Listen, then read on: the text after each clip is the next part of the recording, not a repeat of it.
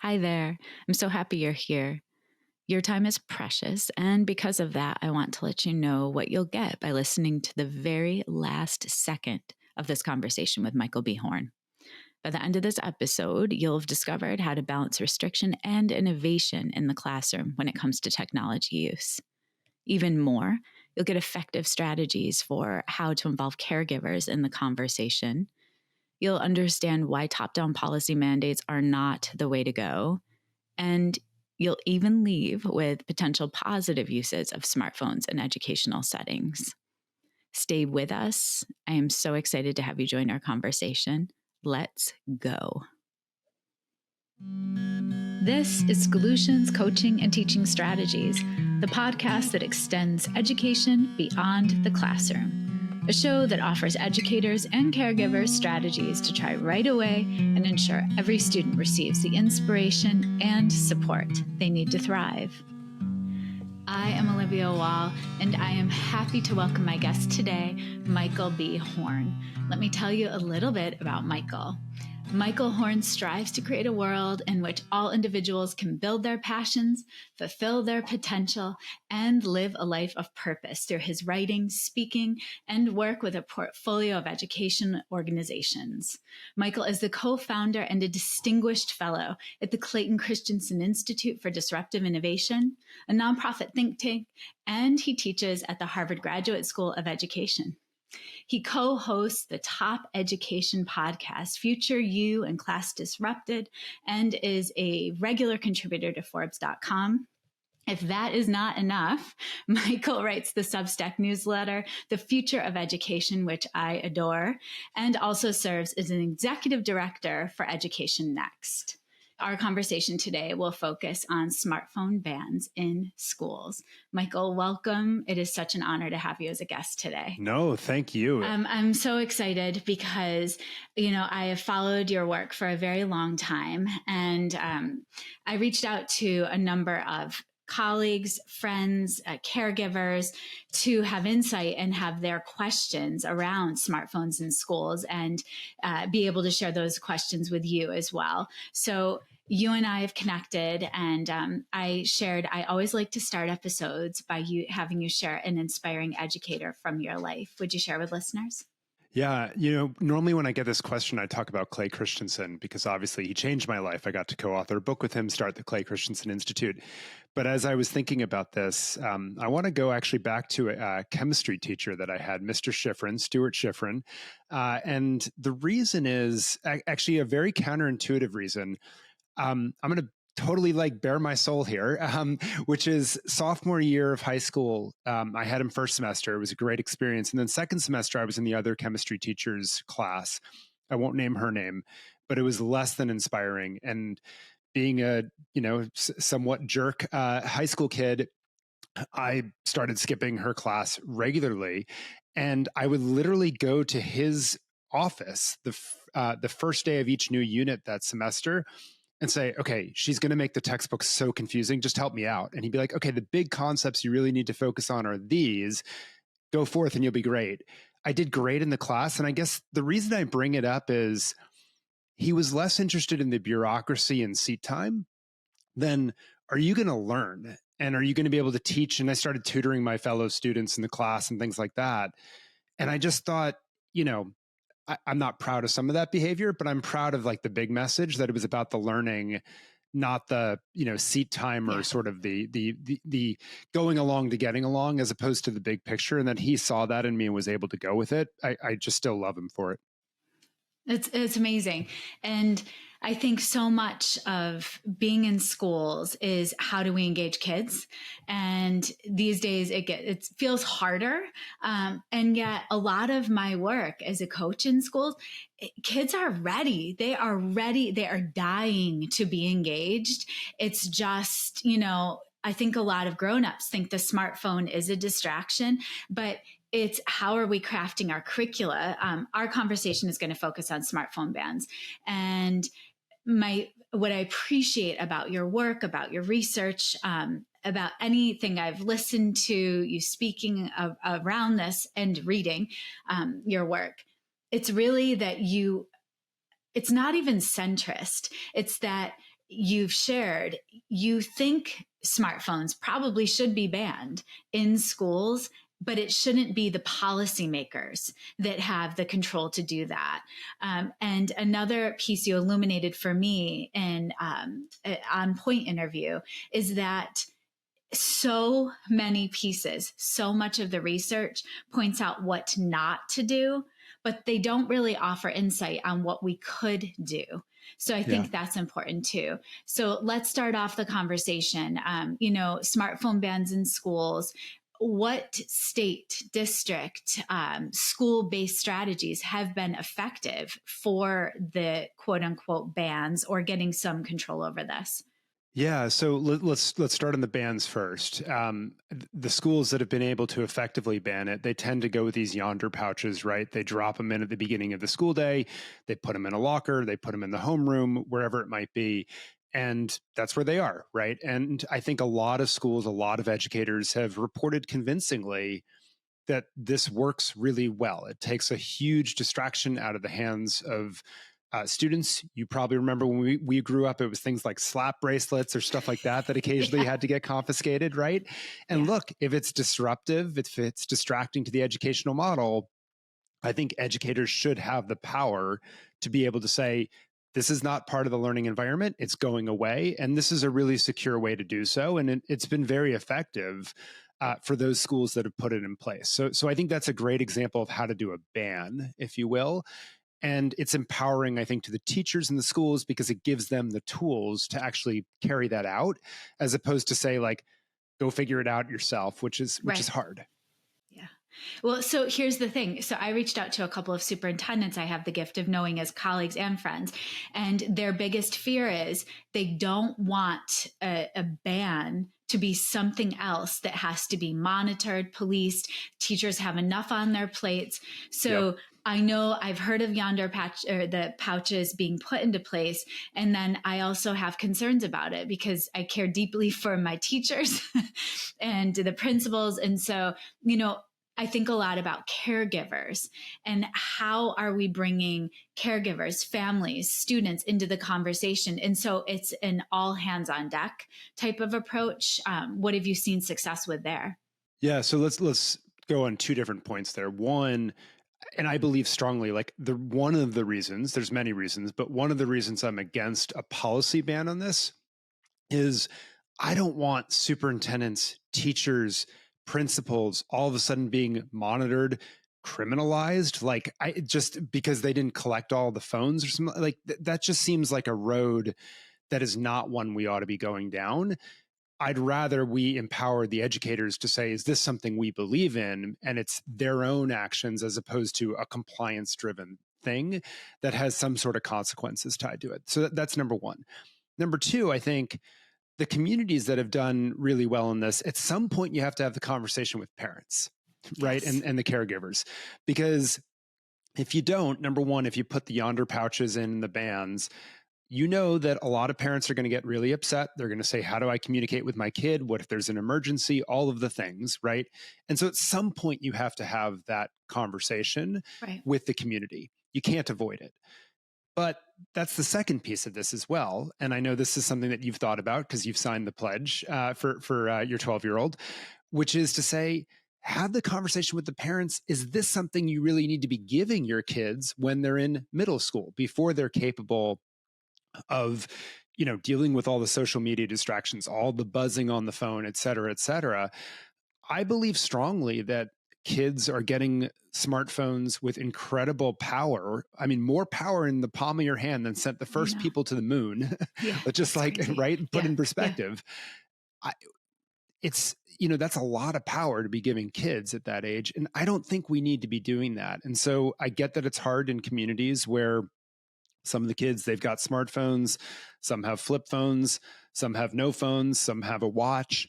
But I think having the conversation as a community, what do you want your kids, what's the environment you want them to be growing up in, is a really important one. And putting the evidence that John Haidt and others put out there around the state of teenagers and the mental health and growing up today in this world, putting that all out there, I think is incredibly important.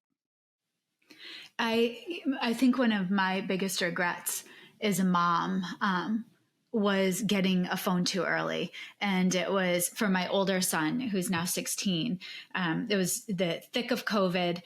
He was in 7th grade. And I thought, this is maybe the only way that he can communicate with friends. And, he was a voluminous reader before he got a smartphone.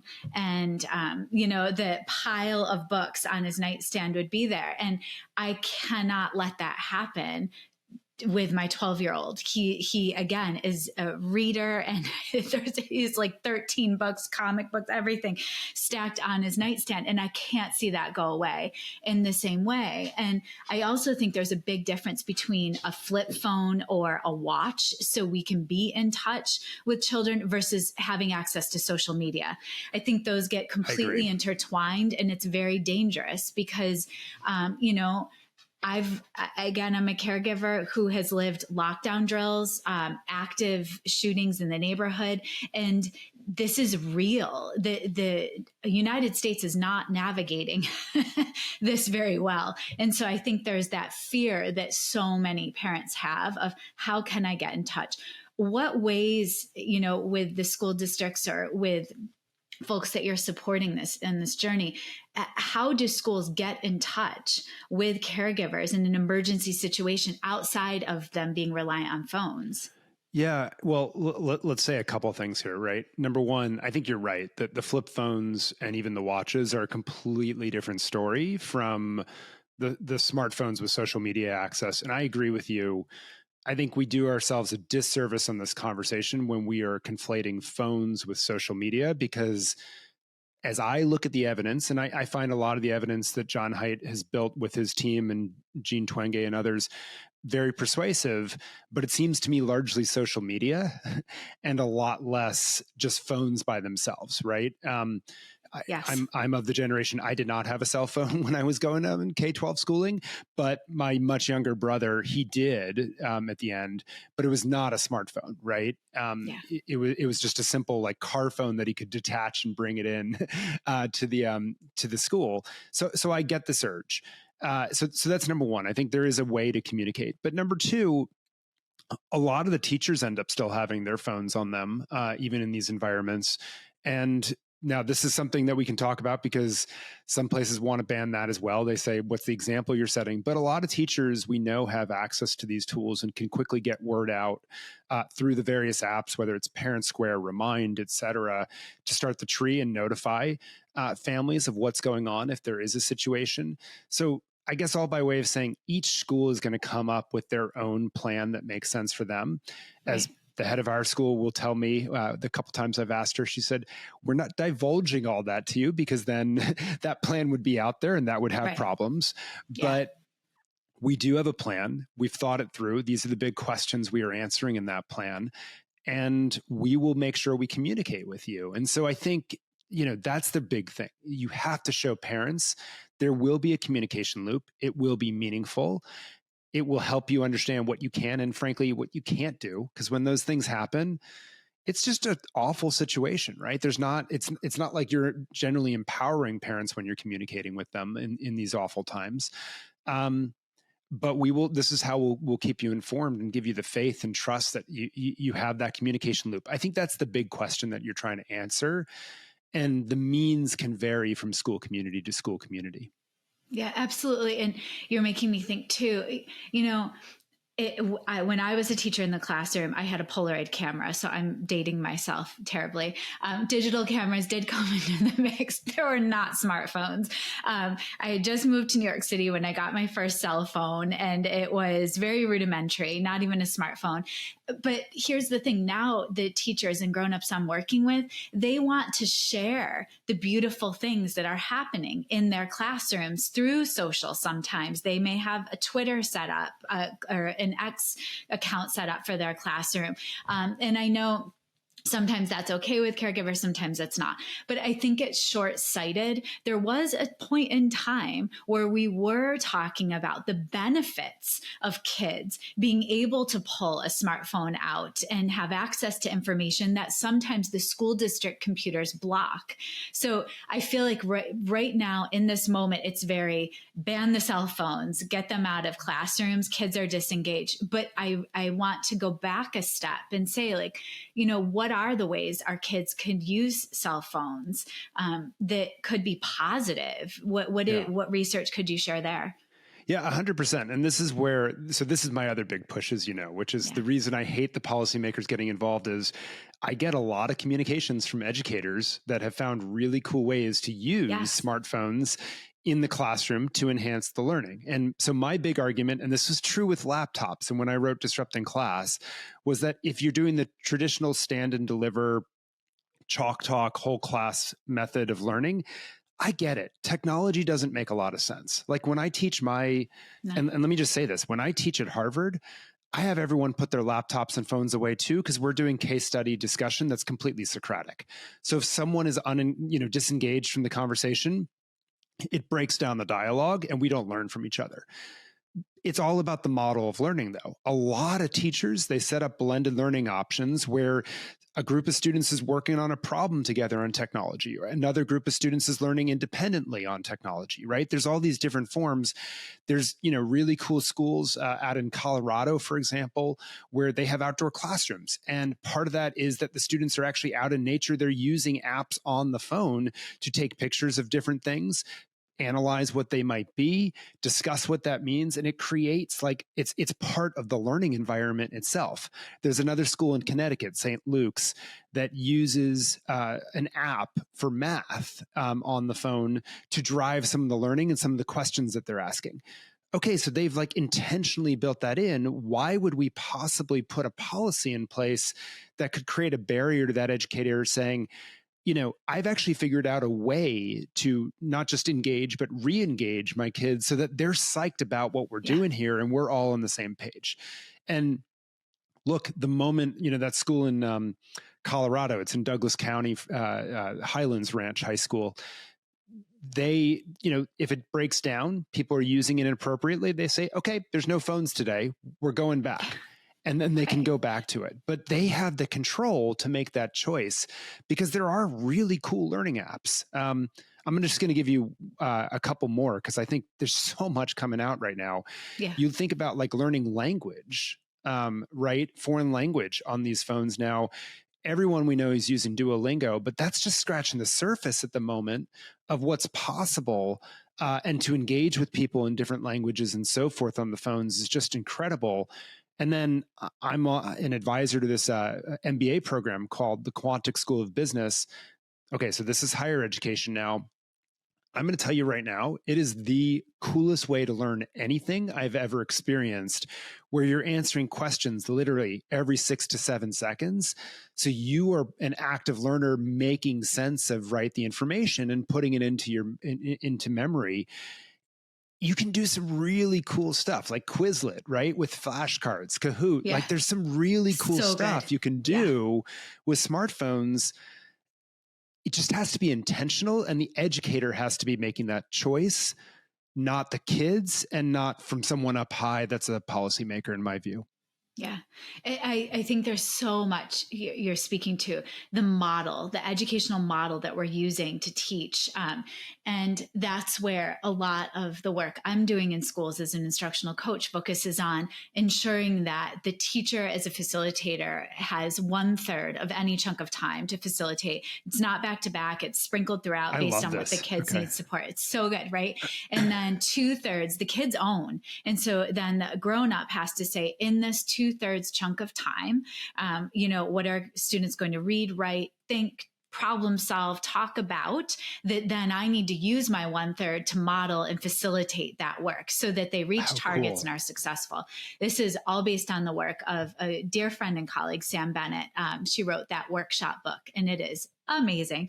But we're taking this knowledge and spreading it from kindergarten through 12th grade in school districts. And it's incredible. And what we're seeing is a lot of students don't even want their phones in their hands or near them during this work because they are so involved in the reading. Yes, in the reading work, the writing work, and then conversations.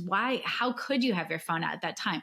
So going back, there are two terms from your point interview that really struck me, and I jotted them down: differentiated use and purpose driven. And that those two phrases illuminate for me what you're just speaking to. It is not black and white. It is not one size fits all. And I think that having conversations like this, it will help caregivers make better choices. I would never, and I'm going to say never in all caps, which I rarely do, I would never get a student in middle school a smartphone. I think it's completely unnecessary. I think, Agreed. Again, a flip phone or a smart watch that you can be in touch and communicate, that is actually, I think, critical. So there's my juxtaposition. The smartphone having all the access. And my 12-year-old, I shared this with you. They were just undergoing state tests, which it is what it is. And kids had to turn their phones in, which is logical. But he said to me the morning I was taking him to school of the first day of the test, he said, just so you know, I'm not bringing my phone to school today. I was like, why? He goes, it's embarrassing to put my flip phone up with all of my friends' smartphones. I said, you'll survive. Okay, we'll be in touch. You could even walk home and enjoy the beautiful weather. You will live. But it's just, these things as caregivers, there's tremendous pressure on the kids to fit in, but there's also a lot of pressure on the families to fit in. And I think of the term social trap, and that idea of the social action is what has to be required. So, you've gone through a lot of positives and negatives. I'm also thinking on the impacts of kids. In your research, if we do use the Yonder pouch or if we do ban smartphones, what are the impacts emotionally, cognitively, behaviorally you've seen on students?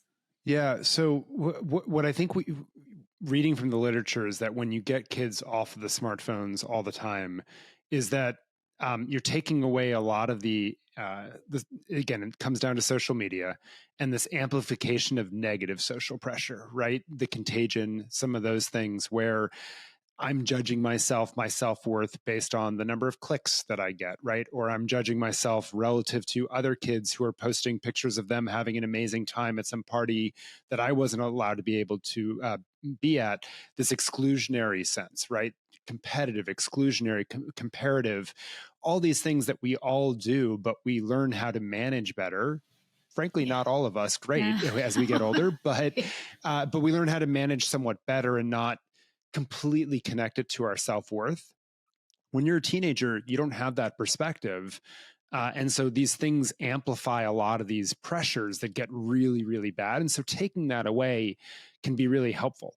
I do want to make a point, which is that just because we've banned them in schools doesn't mean we're taking those pressures, though, away from kids, because a lot of this stuff is occurring after school. It's occurring at late hours. One of the biggest harmful effects we know of the smartphones is that it impedes sleep, that you stay on these things and the blue light, right? And the overstimulation keeps you up when you should be sleeping.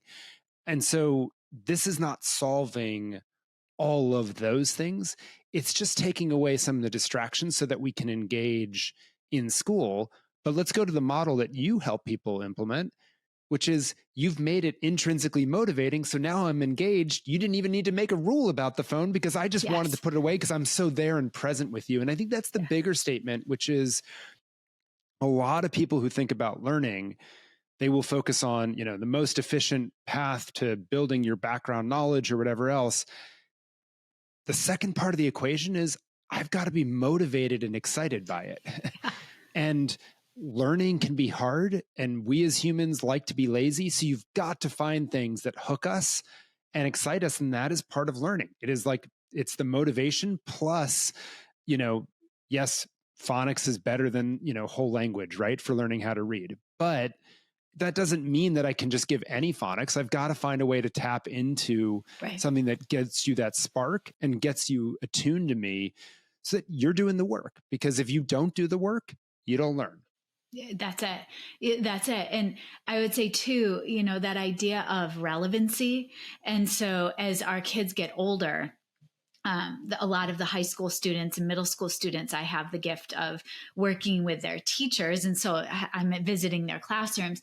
It's so much, kids have a lot to say, and they really do have opinions and voice, and they do follow the news and research. Yeah. And so I think it's such a missed opportunity, and it's really short-sighted if we're not also asking their opinions and what they think about this.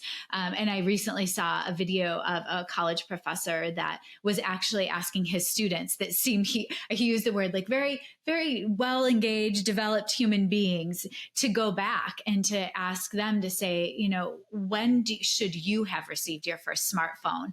And many of them said, I got my phone too early. I was in like fourth grade, fifth grade. So I think it's a hard conversation, but it needs to continue to evolve and have as many people around the table as possible. So, yeah. And it's such a good point, because I think also having that conversation as a school community and creating a place where people can read the research, people can read disagreeing views, and then air out conversations and say, like, actually, as a community, this is where we're coming to on this. So this isn't even an educator thing that we're asking you to enforce. This is something that we've decided, hey, this is something we want fewer of our kids. And look, not everyone's going to agree, but we want fewer of our kids to have smartphones. So we don't create that social pressure where your son says, I'm not going to even bring my flip phone because it's not cool. What would it be like to be in a school where parents are saying, actually, only a minority of those kids have the smartphones. So we've sort of changed that social dynamic in some important ways. I'm not saying that's easy. I get how, look, I'm looking at, my kids are both 9. So I'm staring down, this coming down, and I can see how hard it's going to be. But I think the more we're having these conversations, we're wrestling with the research, and we're asking, does someone really need a smartphone when they're 11? I think more and more we're going to say, no, that doesn't make any sense at all. Yeah, it doesn't. And what you alluded to, I shared with you that the way that I ended up showing my true commitment, that I am not getting a smartphone for my now 6th grader, is I had him come into my office and I signed the Wait Until 8th pledge with him by my side, because he needed to see that that is not something that I'm going to continue having a debate around. And we recently have been having conversation around a smartwatch, because that could serve both of our dual purposes, and being in touch, and him having something that he feels helps him be more like in the know of the world. But I don't know. I'm grateful for you and your research and advocacy to offer educators the autonomy, even if they may not want it. I get that it's hard, right? I get that it's hard on the educators too. And I get some educators have been relieved when the state has passed a bill, because now it's not theirs. I just think that the other side of this is going to get really tricky as well, when an educator didn't catch a smartphone, or they said, gee, I have an educational purpose, and one parent disagrees. We've seen what's happened over the last few years when that happens. Right. Those impacts are not great, I think, on educators or our schools either. I get it. Public schools are public. They're political because they're part of the public. The more, though, I think we can push this down to the individual communities and classrooms themselves, the less we're going to create this cauldron of pressure on educators that I don't think it's fair to them. And there's some great educators that come up with different models, that it's intentional, it's purpose-driven, right? It allows them to differentiate either the conversation, the activity, or for the kid, for what they might need at any given point in time, all of which are valid and valuable. And so I just want educators to have that full suite of tools and power at their disposal. And look, I'd be totally fine if every policymaker said, we're going to provide enough funds so that every school can buy Yonder pouches, so we have them just in case. Yes. Great. Let's give the tools so you can do it. Right. That's about all I would do. Yeah, well said. And I appreciate all the research that you share and in your pieces you link to. So I will make sure to link the pieces that I go back to over and over and I share. Are there any lingering nuggets of research that you would offer caregivers or educators that are on your mind right now around this topic? No, I mean, I think we've hit the big ones. I would say what's been most distressing to me, I think, is that I feel like there's a snowball effect right now on we should just ban it at the policy level. And I think we can come, and I think, again, 80% of the time within a given classroom, that's probably the right answer. I think that 20% could grow over time to something bigger as more educators come up with different models. And I'd hate for us to limit that at this time, number one. Number two, the only other thing I would say is you said not quite centrist approach when you described me before, but I think that's right, because I'm constantly trying to look at the third way, and I think both sides have truth on this. So how can we come up with something sensible that allows kids to engage again and allows those educators the autonomy they need if they see a great use for those things and those devices in the classroom? Yeah. Well said. I can't thank you enough for your work and just being. I find you very inspirational as a human because you're offering. Here it's not that easy, and I think that's sometimes we need to hear that you can't just say ban everything, and it's just not the answer. It's not the route to what we need to go to. So, Michael, thank you for your time and having this conversation today. Deeply appreciative you'd create the space for the conversation. So thank you. Thank you. Take care. Schoolutions Coaching and Teaching Strategies is created, produced, and edited by me, Olivia Wall. Thank you to my older son, Benjamin, who created the music that's playing in the background. You can follow and listen to Schoolutions wherever you get your podcasts, or subscribe to never miss an episode and watch on YouTube. Thank you to my guest, Michael B. Horn, for sharing how to balance restriction and innovation when it comes to classroom technology use. Now, I'd love to hear from you. Send me an email at schoolutionspodcast@gmail.com. Let me know how you and your school or district are implementing smartphone restrictions. Tell me how you're involving community on decision-making, and even share some positive uses for smartphones in schools. Don't forget to tune in every Monday for the best research-backed coaching and teaching strategies that you can apply immediately to better the lives of the children in your care. I can't wait for you to join the conversation next week. See you then.